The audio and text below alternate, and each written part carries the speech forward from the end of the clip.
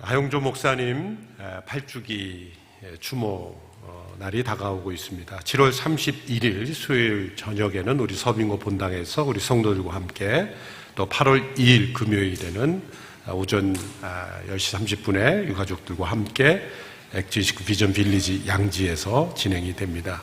또한 7월 29일부터 8월 3일까지 한 주간 한 목사님 추모 기간 동안 새벽 기도회 설교를 한 목사님 영상 설교로 진행함을 아시고 함께 참여해 주시기를 바랍니다. 또한 오늘의 교회가 또 한 목사님께서 꿈꾸셨던 교회의 비전, 사명을 이어가는 귀한 교회가 될 수 있게 되기를 바랍니다. 대학 청년부 단기 선교 훈련 프로그램 FA 참가자 모집이 7월 25일로 마감됩니다. 많은 성도들의 참여를 부탁드립니다. 오늘부터 우리 차세대, 어제부터죠, 우리 차세대들의 여름 캠프가 시작이 되어서 진행 중에 있습니다. 또한 9천여 명의 우리 성도들이 국내외로 아웃리치를 떠나고 있습니다.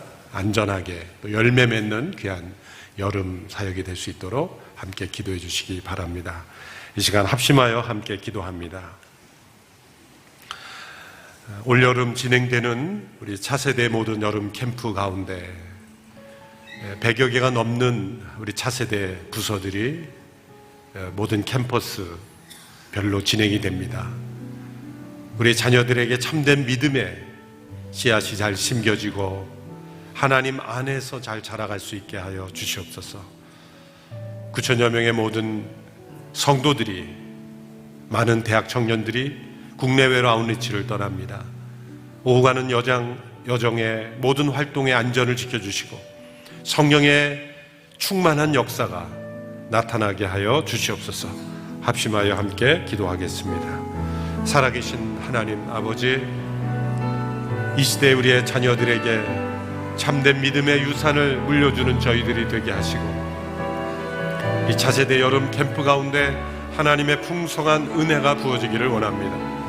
성령의 불길 같은 역사가 일어나며 말씀의 풍성한 잔치가 일어나며 우리 어린 자녀들의 심령 속에 하나님을 사랑하는 사랑이 부어지며 성령의 충만한 역사심으로 하나님을 경외하며 사랑하는 자녀들이 되게 하여 주시옵소서.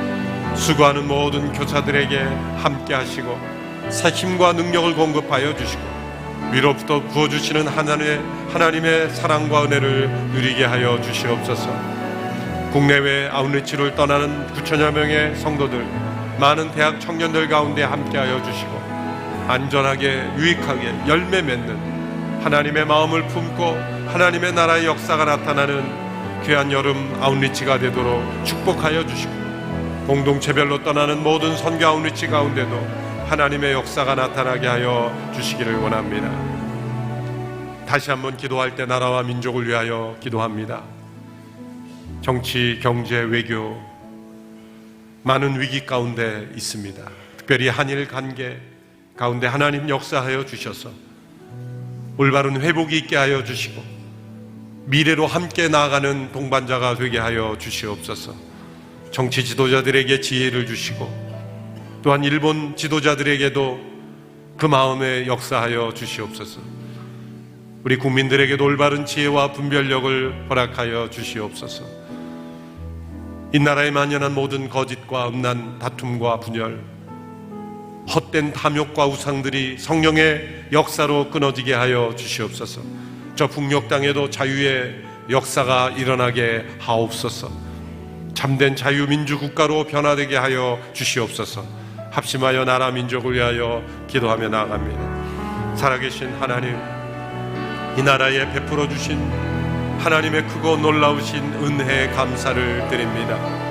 말할 수 없는 은혜, 풍성한 하나님의 축복을 받았지만 저희들이 죄악에 치우쳐 하나님의 뜻으로 온전히 순종하지 못한 저희들을 용서하여 주시고, 이 땅에 만연해가고 있는 거짓과 부정과 음란과 탐심과 헛된 탐욕 이념들이 끊어지게 하여 주시옵소서. 우리의 다음 세대들이 참된 진리 가운데 자라가게 하여 주시고 하나님의 창조 질서를 거스르지 않게 하여 주시옵시고 하나님을 경외하고 온 땅 가운데 하나님의 나라의 증인되게 부족함이 없게 하여 주옵소서. 어그러지고 깨어진 한일 양국 간의 관계를 하나님 붙잡아 주시옵시고, 올바른 과거의 회복이 있게 하여 주시며, 참된 회개가 있게 하여 주시며, 참된 용서와 화해가 있게 하여 주시며, 미래를 향하여 함께 나아가는 동반자가 되도록 이 땅 가운데 하나님 함께 하여 주셔서 참된 치유와 회복이 일어나게 하여 주시기를 원합니다. 주여 함께 하여 주시옵소서. 살아계신 하나님, 무더운 여름철에도 다음 세대를 말씀으로 양육하는 캠프가 진행됩니다. 수고하는 모든 교사들에게 위로와 능력을 더하여 주시옵시고, 어린 영혼들을 섬김으로 하나님의 더 큰 은혜와 축복을 누리게 하옵시며, 우리의 자녀들에게, 다음 세대에게 하나님의 진리를 올바로 잘 전하며 성령의 역사 가운데 그들을 인도하는 귀한 캠프 되게 하옵소서. 참여하는 모든 어린 자녀들 심령에 하나님께 대한 사랑과 경외가 깊이 심어지게 하옵소서. 이 나라 민족을 불쌍히 여겨 주시사 어떤 위기보다 하나님 앞에 범죄한 우리들의 위기를 회개합니다. 도덕적 위기를 회개합니다. 이 땅에 만연해 가고 있는 거짓과 부정, 음란과 탐심과 헛된 우상과 헛된 이념들과 이기심을 회개하오니 주여 이 땅을 고쳐 주시옵소서. 하나님께서 주신 축복과 은혜를 죄악의 도구로 바꾸는 저희들을 용서하여 주시며 성령의 바람이 이 땅 가운데 불게 하옵소서. 저 북녘 땅에도 자유의 역사, 하나님의 놀라운 역사가 일어나 참된 자유의 나라가 되게 하옵소서. 깨어진 한일 관계를 주님 축복하시고 올바른 과거의 회복이 있게 하시며 치유가 있게 하시며 용서와 화해가 일어나게 하시며 미래를 향하여 나아가는 나라들 되게 하옵소서. 이 나라 민족이 온 세상을 향하여 하나님의 참된 증인된 나라, 제사장 나라의 역할을 감당할 수 있게 이 나라를 붙잡아 주시옵소서. 오늘도 하나님께 예배드리며 주의 말씀에 귀를 기울입니다. 말씀의 저자이신 성령 하나님의 조명과 깨닫게 하심과 순종케 하심으로 우리 모두를 진리 가운데로 인도하여 주시옵소서. 예수님의 이름으로 기도합나이다. 아멘.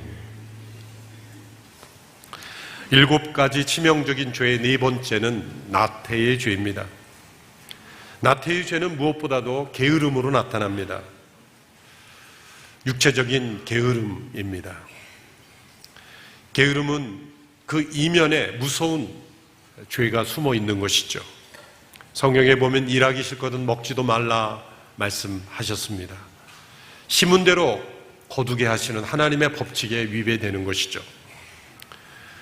이 게으름이 죄로 나타나지만 충분한 휴식과 여가 생활까지 죄로 정지하는 것은 아닙니다. 그러나 만일 쉼과 여가 속에 하나님과의 사귐이 없기에 하나님과의 관계가 더 멀어진다면 나태의 죄로 흐를 위험은 분명히 있습니다. 무더운 여름 쉼과 여가 속에 하나님과의 더 깊은 사귐으로 나아가는 우리 모두가 되기를 바랍니다. 그런데 이 나태를 7가지 치명적인 죄로 포함할 때는 게으름의 의미를 넘어서는 의미가 있습니다. 나태의 죄는 게으름뿐만이 아니라 분주함으로도 나타나기 때문입니다. 어떤 분은 이렇게 생각할 수 있습니다. 나는 쉴 틈 없이 열심히 분주하게 바쁘게 살아가는데 이것을 나태의 죄라 말할 수 있는가? 그런데 이 분주함에 빠져서 자신의 마음과 영혼을 온통 일에만 빠져 빼앗기는 모습이 있다면 그 이면에 또한 나태의 죄가 분명히 있습니다. 유진 피터슨이라는 분은 그분이 쓴 책 가운데 아주 중요한 한 문장이 있어서 제가 인용합니다. 분주함은 헌신이 아닌 배신의 표시다. 분주함이 헌신의 표시가 아니라 배신이라는 거죠. 하나님께 대한 배신, 하나님께 대한 헌신처럼 보이지만 도리어 배신의 표시일 수 있다. 두 가지 이유 때문에 분주합니다. 첫 번째는 자만하기 때문에 분주합니다. 두 번째는 나태하기 때문에 분주하다는 분석입니다. 예리한 분석이죠. 우리의 자만과 나태함이 오히려 많은 분주함을 일으킨다는 거죠. 자신이 모든 것을 하려고 할 때 분주해지는 자만입니다.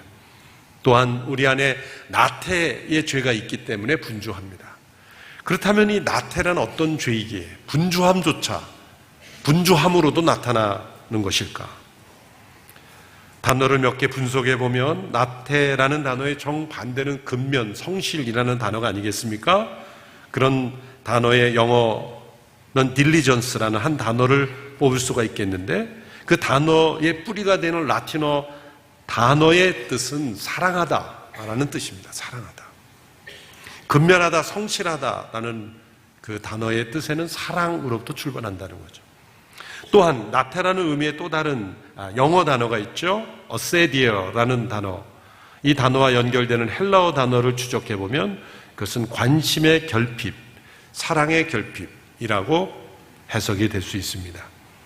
이런 단어들의 의미를 추적해 보면 이 나태의 뿌리에는 참된 사랑과 관심에 대한 거부 혹은 결핍이다. 이렇게 정의를 내릴 수가 있는 것이죠. 사랑과 관심으로 마땅히 행해야 하는 것에 대한 거부 혹은 무관심, 결핍입니다.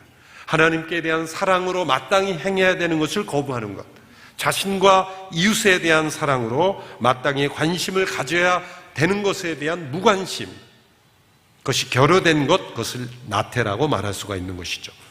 그러한 거부와 무관심이 때로는 게으름으로 나타나기도 하고 때로는 분주함으로 나타나는 거예요.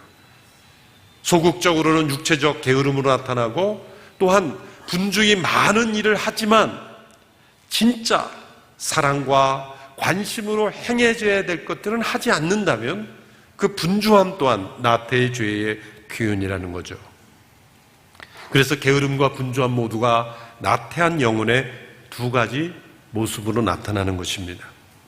오늘 본문에서 예수님께서 나태한 영혼의 죄를 책망하시는, 경고하시는 비유를 주십니다. 달란트 비유로 알려진 많은 분들이 이미 아시는 내용입니다. 5달란트, 2달란트, 1달란트 각기 받은 종이 어떤 평가를 받았는지에 대한 내용이죠. 5달란트와 2달란트 받은 종은 각기 충성되게 일하여 5달란트와 2달란트를 남겼습니다. 그래서 착하고 충성된 종이라 칭찬을 받았습니다. 1달란트 받은 종은 자신이 받은 달란트를 땅에 파묻어 놓았다가 주인에게 그대로 돌려주었습니다. 주인은 이 종을 악하고 게으른 종이라 그렇게 책망하며 그에게 주은 것을 10달란트 받은 종에게 주도록 하였다는 내용입니다. 이 말씀은 흔히 자신이 가진 능력, 그 능력을 최대한 활용해서 많은 것을 남기는 생산적인 인생이 되어야 한다라는 말씀으로 해석이 됩니다. 그렇게 적용할 수 있는 부분이 전혀 없는 것은 아닙니다. 열심히 일하여 자신에게 받은 재능, 자신에게 받은 인생의 가능성, 그런 잠재력을 활용하는 것이 하나님의 뜻이기 때문이죠. 그러나 이 말씀을 우리가 더 열심히 일하도록 분발하고 촉구하는 말씀으로만 해석되어서는 안 됩니다. 더 넓은 이 말씀의 문맥에서 더 중요한 메시지가 포함되어 있기 때문이죠. 앞서 제가 말씀드리는 그 교훈은 지극히 상식적이고 또 그러한 교훈으로 우리가 이 비유를 받아들일 부분이 있다는 것을 전제로 오늘 예수님께서 말씀하신 비유의 보다 근본적인 목적을 생각해 보고자 합니다. 왜냐하면 마태복음 25장 전체가 하나님의 나라가 온전히 임할 종말의 때를 우리가 어떻게 준비할 것이에 대한 맥락에서 예수님이 이 비유를 주셨기 때문입니다. 마태복음 25장에 나오는 말씀 전체가 언제 임할지 모르는 마지막 종말의 때를 우리가 어떻게 준비할 것인가에 대한 예수님의 교훈입니다. 그래서 이 비유, 앞서 나온 비유는 신랑이 언제 올지 모르는데 그 신랑을 맞을 준비를 제대로 하고 있는 신부에 관한 이야기이죠. 마지막 때를 깨어 준비하는 자세, 라는 맥락에서 이 달란트의 비유를 이해해야 합니다. 주인이 이 종들에게 각기 달란트를 맡겼다는 것은 어떤 의미입니까? 예수님께서 재림하실 때 우리의 삶이 하나님 앞에 결산되어야 할 텐데 모든 성도들에게 주신 선물, 영적 은사와 소명을 의미하는 것입니다. 오늘날 우리가 이해하는 이 달란트, 요즘에는 영어로 탤런트가 되어서 어떤 재능, 능력으로 이해가 됩니다만 원래는 화폐 단위였죠. 화폐 단위입니다. 근데 달란트라는 화폐 단위는 당시 사람들이 일상적으로 한 번도 사용되기 어려운, 상상하기 어려운 정도의 단위였습니다. 당시에 노동자들의 하루 품삯, 4인 가족 기준으로 한 하루 품삯을 데나리온이라고 그랬습니다. 하루에 한 데나리온을 받으면 정상적인 임금, 평균 임금, 최저임금이 아니라 평균 임금을 받은 것이라 이렇게 생각하면 됩니다. 근데 한 달란트는 6천 데나리온입니다. 6천 데나리온. 6천 데나리온 한다면 뭐 사람의 생애 기계는 다르겠지만 평균 한 20여 년 이상의 20년 동안을 쉬지 않고 일하는, 거기에 휴식의 날을 뺀다고 하면 20년이 훨씬 되겠죠. 더 되겠죠. 사실 한 사람이 일생 동안 가지기 어려운, 정상적인 노동의 대가로는 갖기 어려운 수치의 단위라는 거죠. 그러니까 2달란트는 12,000데나리온, 5달란트는 3만 데나리온. 100년 이상의 수입. 그러니까 예수님께서 5달란트, 2달란트, 1달란트 그랬을 때는 1달란트든 2달란트든 5달란트든 간에 우리와 상관없는 돈이다, 그렇게 생각했을 거예요. 너무나 가치가 높아서 우리와 상관없는 정도의 그런 가치가 우리에게 선물로 주어졌다는 것. 이것은 무엇을 의미하는 것입니까? 우리가 이 땅에서 열심히 살아서 이윤을 극대화해야 된다는 교훈만을 주시기 위해서 이 맥락의 말씀을 주신 것은 분명히 아닙니다. 그것은 종말의 때를 살아가는 우리들이 장차 임할 하나님의 나라, 온전히 임할 하나님의 나라, 이 세상의 끝이 오고 영원한 하나님의 나라가 임할 그때를 어떻게 준비해야 될 것인가를 교훈해 주신 거죠. 우리가 이 땅에서 하나님께서 우리에게 주신 소중한 가치들, 우리의 생명, 건강, 시간, 지식, 재능, 돈, 힘, 이 모든 것들이 다 영원한 하나님의 나라를 준비하는 일에 사용되도록 하나님께서 주신 소중한 가치 있는 달란트들이라는 거죠. 사람들에게 있어서 내 것이라고 말할 수 있는 것은 사실 죄밖에 없습니다.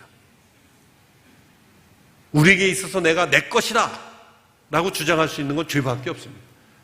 그 밖에 모든 것들은 다 하나님께서 은혜로 선물로 주신 달란트들입니다. 모든 이들에게 주어진 이 달란트들은 영원한 하나님 나라를 위하여 각자에게 맡겨진 분량대로 책임을 가지고 있다는 거죠. 무엇보다도 각자의 인생에 대한 책임이죠. 맡겨진 분량은 다를지라도 모두에게는 하나님 나라의 자원이 맡겨져 있고 하나님 나라가 온전히 임하였을 때 결산을 요구받을 책임이 있는 인생으로 살아야 한다는 거죠. 왜 하나님께서 각자에게 차이를 두어 구별되게 맡기셨습니까? 첫째는 하나님의 절대 주권이죠. 토기장이가 그 그릇을 원하는 모습으로 빚듯이 하나님의 뜻과 주권입니다. 두 번째는 하나님의 사랑의 다양성 때문입니다. 하나님께서 만물을 다양하게 만드신 것은 하나님의 사랑이 다양하기 때문입니다. 하나님께서는 다양하게 일하시고 다양성을 통해서 영광 받으십니다. 큰 일만을 통해서 영광 받으지 않으시고 아주 작은 일을 통해서도 영광 받으십니다. 큰 피조물만이 아니라 아주 작은 피조물을 통해서도 영광 받으십니다. 큰 일인지 작은 일인지, 큰 능력을 받았는지 작은 능력을 받았는지 중요한 것이 아닙니다. 왜? 모든 것이 은혜로 주어진 것이기 때문입니다. 이 비유에서 주인이 5달란트와 2달란트를 받은 종을 칭찬한 것은 각기 이 두 종이 100%의 이윤을 남겼기 때문이 아닙니다. 그것은 오해입니다. 그리고 이처럼 100%의 이윤을 남겨야 착하고 충성된 종이라 그렇게 칭찬하시는 근거가 되는 것은 아닙니다.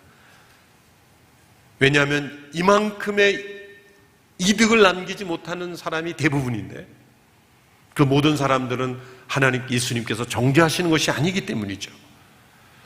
5달란트가 5달란트, 2달란트가 2달란트, 이 같은 단위의 수를 예수님이 사용하심을 우리에게 가르쳐 주시고자 하는 뜻은 무엇입니까? 우리가 받은 이 소명은 무엇입니까?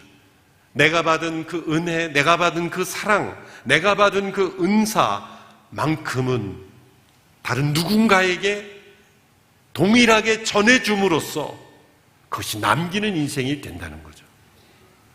내가 받은 은혜가 동일한 은혜로 다른 이에게 전해진다면 그것이 남기는 인생이 아니겠습니까? 내가 받은 은혜가 5달란트의 은혜인데 5달란트가 나에게서 그친다면 남기는 인생이 아니라는 거죠. 또 다른 이에게 내가 받은 은혜가 그대로 그 은혜가 전해진다면 동일한 달란트가 전해지는 것입니다. 내가 듣고 나를 변화시킨 복음을 받은 그대로 그 복음이 전해진다면 동일한 달란트를 남긴 것입니다. 무엇을 남기는 인생이 될 것인가?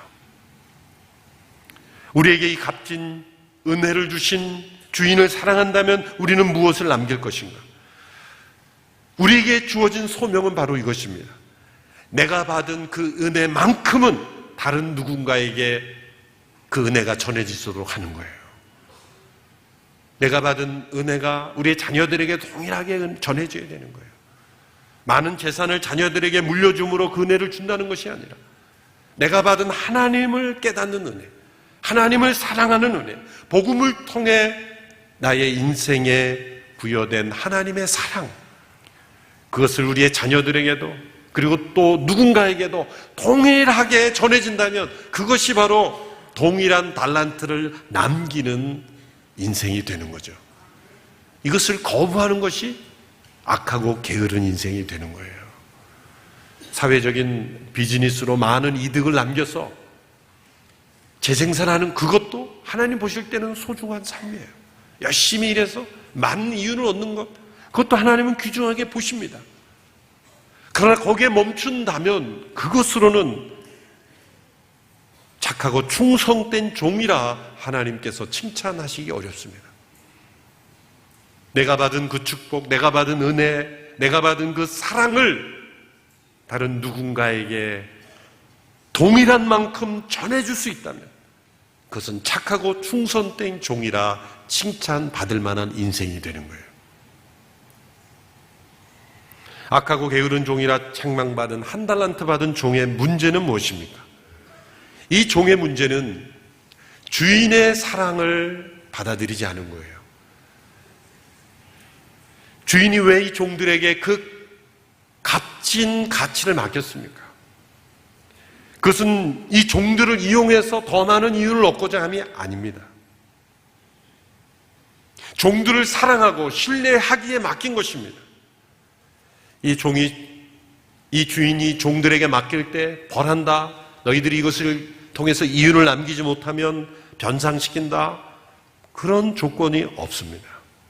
어떤 문제가 생기더라도 이 주인은 받아들일 생각을 가진 것입니다. 이 종들을 사랑하고 신뢰함으로 값진 달란트들을 맡긴 것입니다. 주인이 1달란트 받은 종을 악하고 게으른 종이라 한 것은 이윤을 남기지 못했기 때문이 아니라 아무것도 시도하지 않았기 때문입니다. 그래서 은행에라도 맡기면 이자라도 나올 것이 아니냐. 그리고 예수님이 그 말씀하신 것은 돈놀이를 하라는 게 아니라 너가 시도할 수 있는 최소한의 것도 시도하지 않았다는 거죠. 우리가 받은 하나님의 은혜와 사랑이 동일하게 전해지도록 하는 일에 아무것도 시도하지 않는다면, 자신에게 파묻는다면 그것은 악하고 게으른 종이 된다는 거죠. 그가 왜 돈을 땅에다 파묻었는지를 숨긴 이유를 설명하는 내용에 이 종의 문제가 잘 나타나 있습니다. 오늘 본문 24절, 25절의 말씀 같이 읽겠습니다. 시작. 그때 한 달란트 받은 종이 와서 말했습니다. 주인님, 저는 주인님이 굳은 문이라 심지 않은 데서 거두시고 씨 뿌리지 않은 곳에서도 곡식을 모으시는 것을 압니다.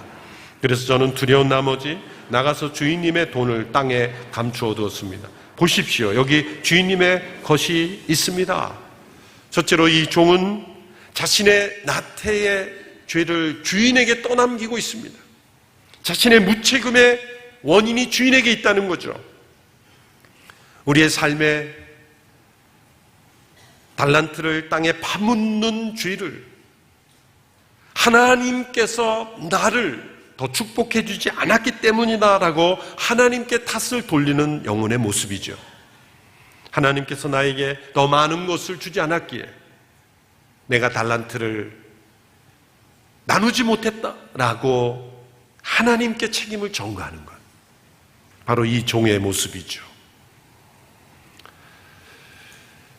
만일 그가 무엇인가 시도하다 실패했더라도 어쩌면 주인은 그 실패를 통해 얻게 된 지혜와 겸손을 칭찬했을 수도 있습니다. 성취를 통해서만 성공을 얻는 것이 아니라 때로 실패일지라도 최선을 다하는 성공도 있기 때문이죠. 둘째로 이 종의 악한 게으름의 이면에는 두려움이 있었습니다.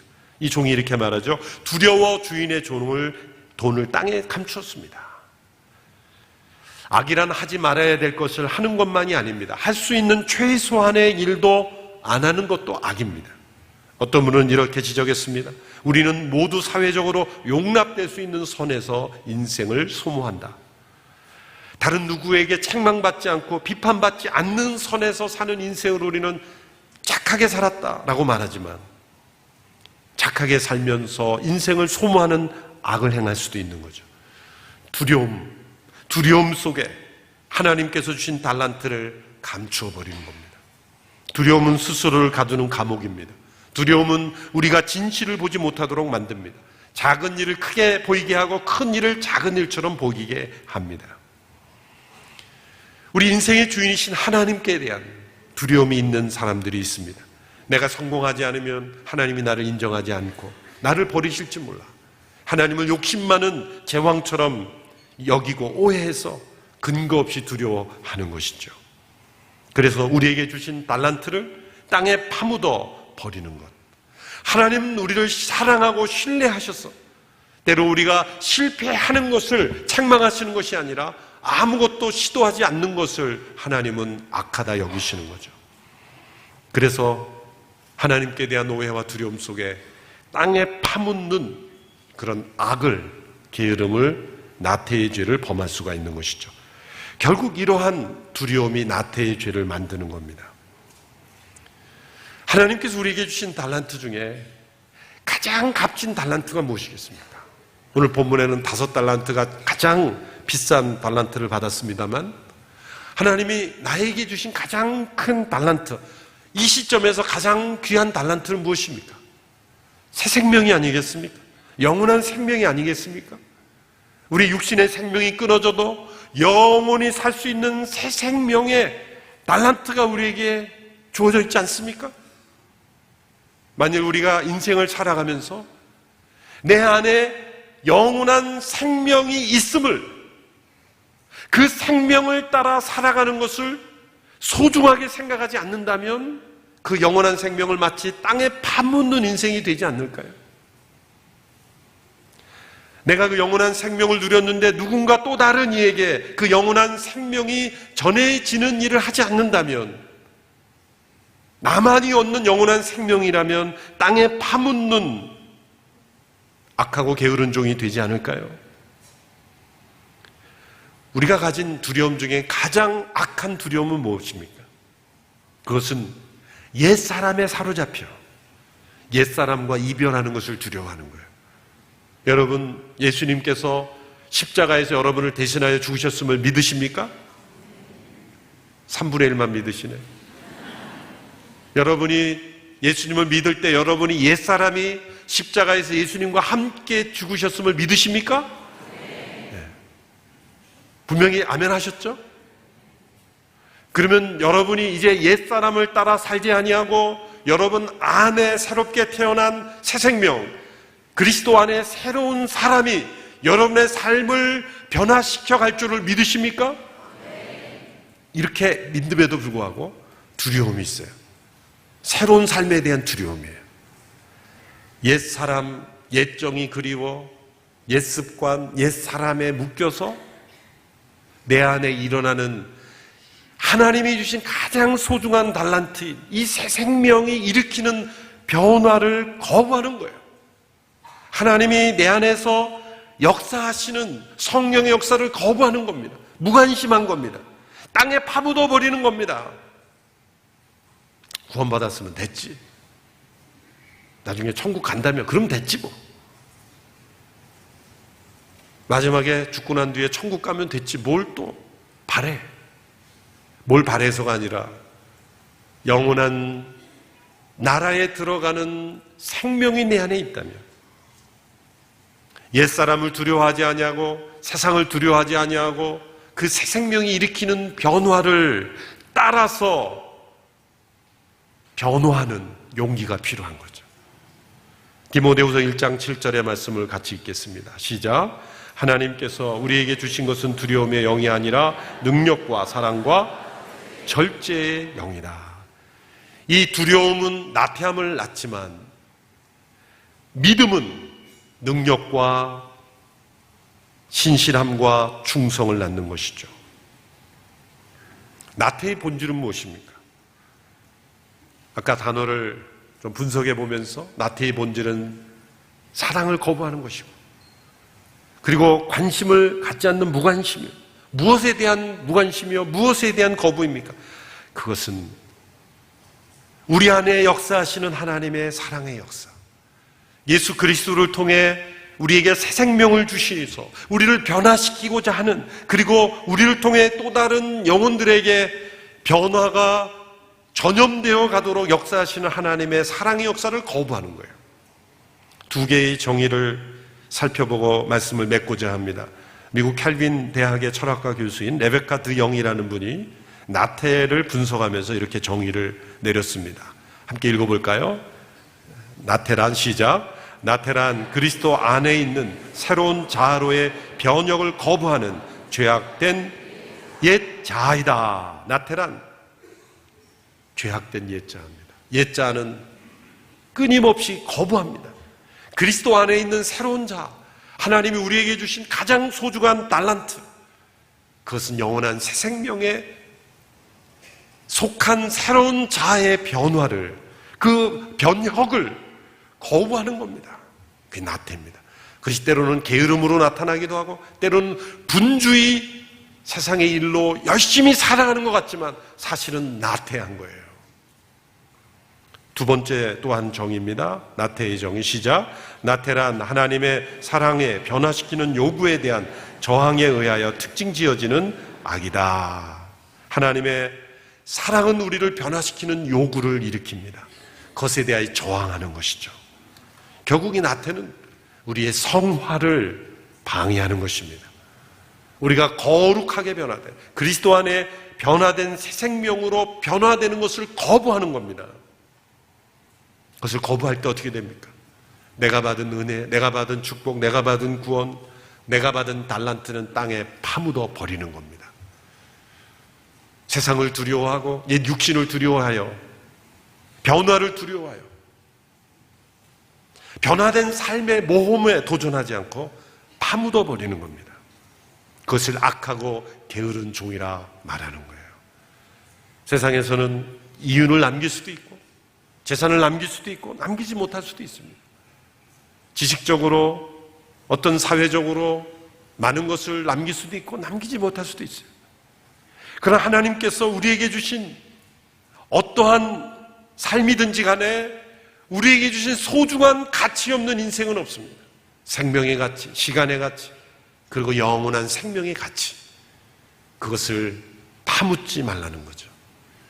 그것을 또 다른 영혼에게, 내가 받은 은혜만큼, 내가 받은 달란트만큼은 누군가에게 남겨줄 수 있는 그런 착하고 충성된 종들이 다 되시기를 주님의 이름으로 축원합니다. 기도하겠습니다. 하나님 아버지, 우리 안에 악하고 게으른 나태의 죄가 있습니다. 하나님께서 주신 소중한 달란트들을 땅에 파묻어버리고 두려움 속에 하나님의 사랑을 거부하고 신뢰하지 않고 변화를 거부하는 끊임없는 나태의 습성이 우리 안에 있음을 고백합니다. 성령님, 우리 안에 있는 나태의 죄를 깨트려 주시옵소서. 변화할 수 있게 하여 주시옵소서. 도전할 수 있게 하여 주시고 모험할 수 있게 하여 주시고 내가 받은 그 달란트를 또 다른 이들에게 전해주om으로 남기는 인생 되게 하여 주시옵소서. 내 안에 파묻는 인생이 아니라 내가 받은 은혜를 전함으로 그 달란트가 남겨지는 축복된 인생 되게 하여 주시옵소서. 예수님 이름으로 기도합니다. 아멘.